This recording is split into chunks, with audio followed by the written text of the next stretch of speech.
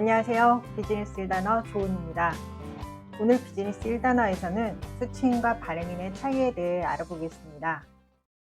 수취인은 서류나 물건을 받는 사람, 일정한 돈을 받도록 어음이나 수표 등에 지정되어 있는 사람의 의미입니다. 수취인 단어 사용의 예를 볼까요?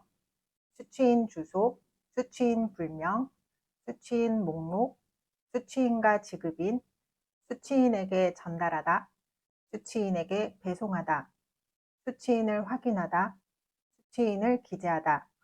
수취인과 관계가 어떻게 되시죠? 수취인의 주소가 잘못되어 우편물이 돌아왔다. 무통장 입금 시 수취인 성명을 미리 확인해야 잘못 송금하는 일이 없다. 어음을 발행할 때는 반드시 수취인을 기재해야 한다. 수표에 수취인의 성명을 기재하지 않으면 돈을 주고받은 흔적을 찾을 수 없다. 이렇게 다양한 예문으로 활용할 수 있습니다. 수취인에 비슷한 단어로 수령인이 있습니다. 수령인도 돈이나 물건을 받는 사람을 뜻합니다. 국립국어원에서는 수취인을 받는 이로 순화하여 사용하도록 권고하고 있으니 다음엔 받는 이로 사용해 보세요. 수취인 불명도 들어보셨죠? 우편을 보냈을 때 수취인 불명으로 반송될 때가 있습니다. 불명의 의미는 명확하지 않다는 뜻이기 때문에 수취인 불명은 서류나 물건을 받는 사람이 명확하지 않다는 의미입니다. 일반적으로 어떤 주소지로 서류나 물건을 보냈는데 그 사람이 살고 있지 않은 경우를 가리키는 표현입니다. 주소는 명확한데 거기에 살고 있는 사람이 불분명한 것입니다. 우편물을 받아야 하는 사람이 없는 경우가 바로 수취인 불명입니다.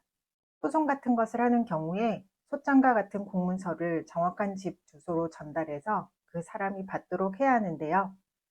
다양한 사유로 인해 소장이나 문서가 전달되지 않는 경우가 있습니다. 수취인 불명이 그 중에 하나입니다. 그럼 발행인은 무슨 뜻일까요? 표준국어대사전에 발행인은 책이나 신문 등을 인쇄하여 내놓는 사람, 공공의 기능을 하는 어음, 수표, 증서 등을 만들어 내어준 사람으로 표현되어 있습니다. 발행인의 비슷한 말로 편행이, 지급인이 있습니다.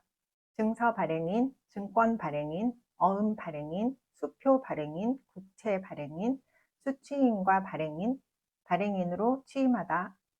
어음의 발행은 어음에 적힌 금액을 수취인에게 지급해야 할 의무가 있다.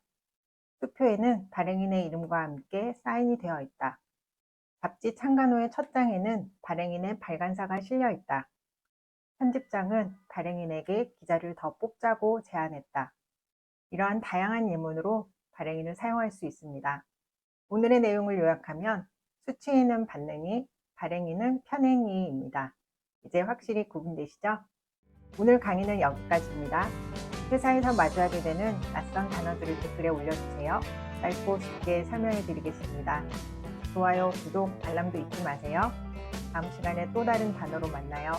감사합니다.